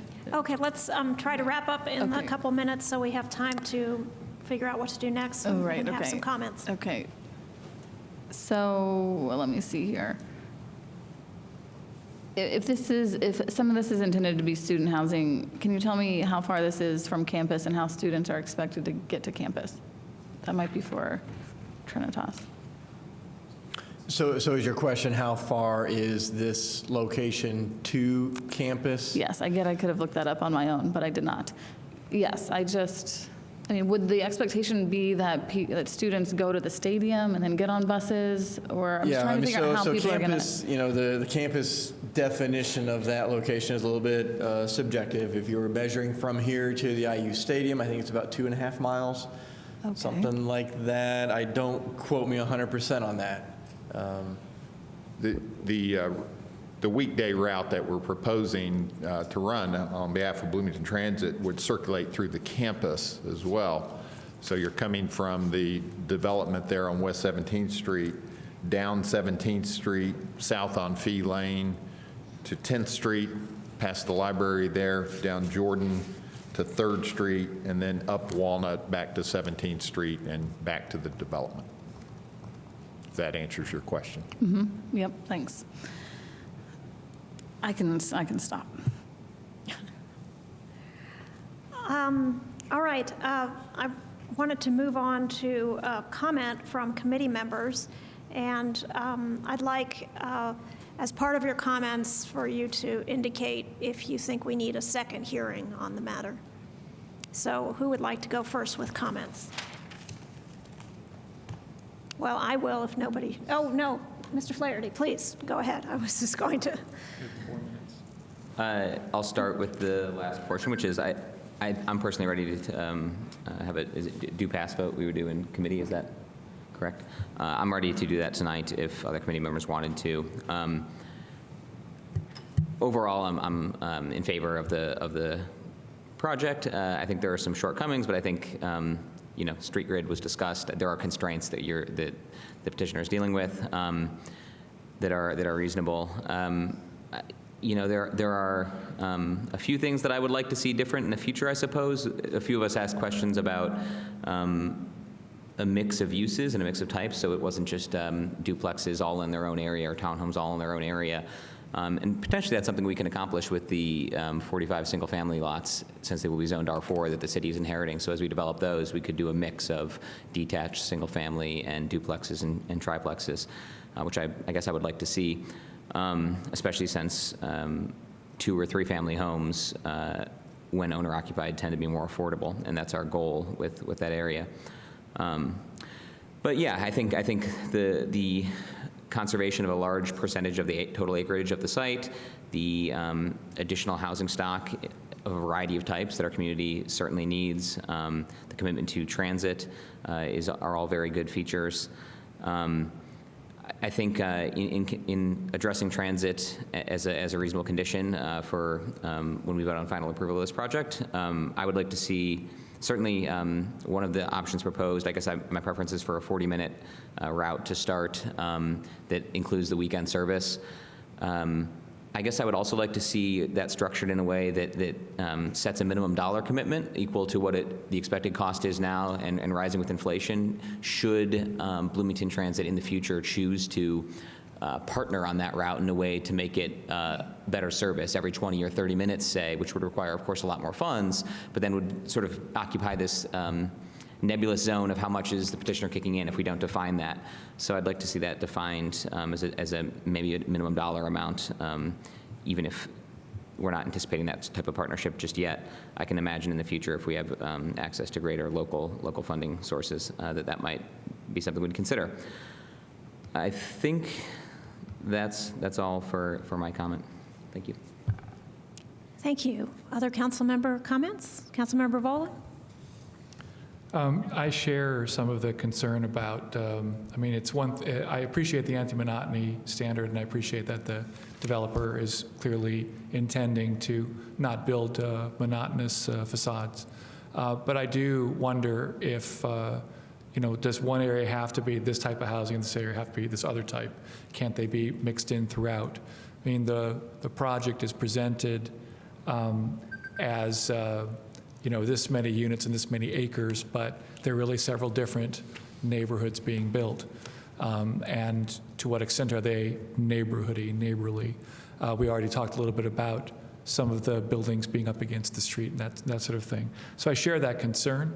I'd be curious to know if it can be worked into a reasonable condition. I definitely am against any more private shuttles, but I do believe that Trinitas's intent is all but the same as BT's microtransit idea. I think it's practically the same thing. And so I'd really like to see that with a BT label. And frankly, I'd like to re-explore every agreement that we've ever done with a PUD about private shuttles and to convert those into BT-operated shuttles or to convert them into some form of BT regular bus service. But so I'd really like to make sure that that the service that Trinitas wants to provide be providable, but to be done by BT. Otherwise, I'd say the investment in transit is substantial. It's more than twice the amount that CDG offered and was accepted. But the only thing that I'm concerned with the second route is that I like that it goes a 40-minute route, but it doesn't connect to the transit center. And so it'd be nice if it went down to 3rd and Walnut and on its way back up. I am interested in the question of off-site sidewalk improvement to make this more walkable. I'm concerned about the corner of 20th and Arlington. I don't know enough about that pedestrian bridge, the lone such thing we have in the city that goes over the bypass. But if it is impractical to walk past it, if there's a minor finishing step that can be done to make it more appealing to walk at, we had the precedent with CDG about having sidewalks off-site improved. This sounds like a very small improvement that might make a big difference in walkability. And finally, actually that was it. So those are the things that jumped out to me. I want to say that, in general, this is a better project than the one that came to us 2 years ago, substantially better.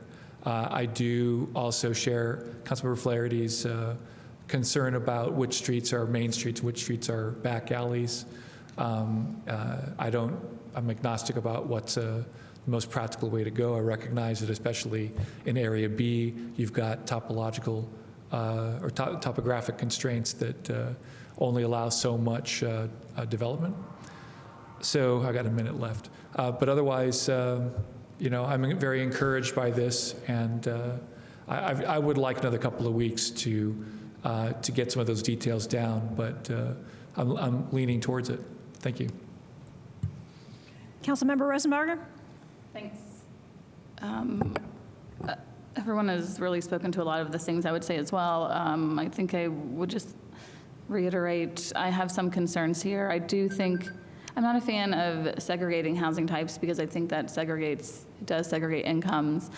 I think in the plan there was potential to separate the multifamily building into 2 buildings.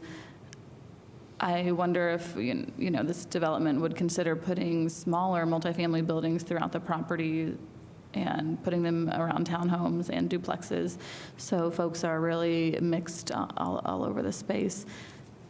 So that's just another question I have, I guess. Something that concerns me that can't really be solved overnight or in 2 weeks is that this housing is not near anything. So you don't walk anywhere for the most part. You can't really walk to the grocery. You definitely can't walk there safely. And it concerns me to put so many people in a place where they are most likely driving their own cars to get anywhere they need, including, I think, exercising. Because you don't really want to walk on 17th. It's going to be pretty busy, and Arlington Road doesn't have sidewalks. So that is difficult for me. I mean, even specifically crossing 17th as a cyclist or as a pedestrian, I think just adding something with a hazard light, a yellow light, that might not even be possible, but I think something even bigger than that would be necessary. It's just kind of a scary place where people think the speed limit right there is 30 or 35, but people always drive faster than that. So it's not a safe place, and it definitely doesn't encourage more people to bike or walk, which I think should be a big priority here. But then the other side of that is I wonder, do we put people somewhere first and then build out infrastructure because more people are there, or do we build out infrastructure and then put more people there? So I don't really know what comes first. I do like the investment in transit and everyone's agreement that, BT can run a bus here, and I like the idea that will serve more people than just in the development. I would like to look at if the developer will consider a frequency of either 20 or 30 minutes, just because we know from our bus frequency right now, people just don't tend to do a 60-minute interval because it's not conducive to the times they go to work or leave work, I would say. Those are my thoughts for now. Oh, you wanted me to answer if I could vote tonight, or, I do think I have lingering questions and I could use some more time. Thank you.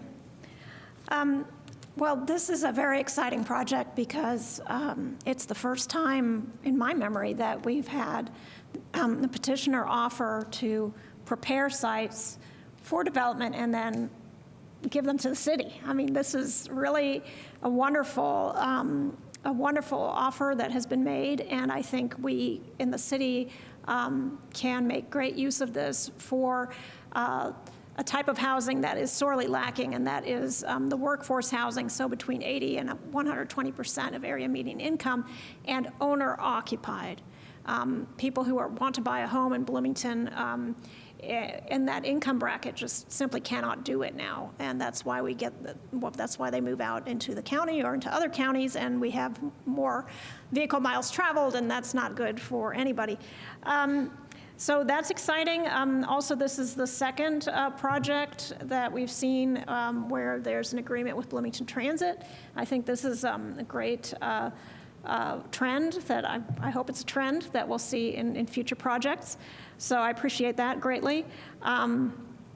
There might be a few things that I would want to put into reasonable conditions that the petitioner has actually agreed to, but I just want to make sure that they get done. I really like the non-residential space in the area C. I want to make sure there really will be some kind of retail or coffee shop or something, even if it is just for the people who live in this PUD, but I think a community gathering space is very important. And the porches, as I mentioned previously. One thing I just want to mention that I think is something I strongly disagree with on the part of most developers and the city staff as well. And that's this idea that it's disorganized or somehow a bad idea to mix townhomes and duplexes and single-family homes and multifamily homes. That's how we get 90% of our townhomes in this city looking ugly, because we put them all together, we put parking lots right next to them, and I would never want to live there, because they are all the same thing over and over and over for an acre or more, and that is just not. It's not an organic way that the city has developed. If you look at older buildings that were developed maybe in the 40s and 50s, you have little duplexes tucked away in single-family neighborhoods. You have little apartment buildings like at Fess and 2nd Street, or on South Washington Street that just fit in very nicely with the single-family homes, and those look nice, and those allow different types of people in different walks of life to interact with each other and to engage in the neighborhood. I used to live at 819 South Washington, which is precisely a 4-unit townhome amidst single-family homes. And that's, you hardly even notice it, and it allowed me as a renter to engage in the neighborhood association and interact with people who were older than myself and who had more established and kind of just contribute to the neighborhood. So I think segregating these types, townhomes here, duplexes here, single family here, is not good planning policy. I don't think it creates equitable neighborhoods, and I very much hope we do not see that applied to the hospital site when that gets developed. Now, let's try to wrap up. I think we do need another hearing, and I think 3 of my colleagues agree. So if somebody will make a motion to move this to a second hearing on February 26th. I move as mentioned. I second. All right. We'll start on my far left. Debate. Debate on that, yes. Only that, go ahead. To ask, I'm fine with that, but only to ask a clarifying question or two, which is how long do we think we need? And I guess we don't know yet whether we'll have another committee meeting that night, but are we trying to set the schedule now in terms of a number of hours? Thank you for mentioning that. Mr. Volan, do you have something to say? Based on the improvements that I think committee members would like to see written, I don't anticipate we need a 2-hour meeting next time. I think it'll be, an hour ought to be enough, but maybe an hour 15 just to sort of make sure we have time. But I think it depends on what gets written up, so it's a little hard to predict. We might have to decide that on the 19th. So I would say we should be agnostic. I think we don't need as much time as we did this time. Well, I think it would be best if we could set the time now so that the petitioner and everybody involved knows what we expect. We just don't know what else is coming on the agenda from other committees or from the council for the 26th. That's true. But if we can set a start time of 5:45 on Wednesday, the 26th, and probably no more than an hour and a half. We can set the end time when we know more. Mr. Sherman, do you see any problem with that at this point? Mr. Voland, does that make sense to you? I'm uncomfortable setting a time right now because I don't know what else is coming, and I haven't looked at the agenda. I'm fine with the start time, but I can't answer that question. That's why I'm not comfortable. Well, what I was proposing is only to give a start time and say approximately an hour and a half at the most. And we will set an end time next week. Mr. Groylik, would you be available, the petitioner? Yes. Yeah, okay.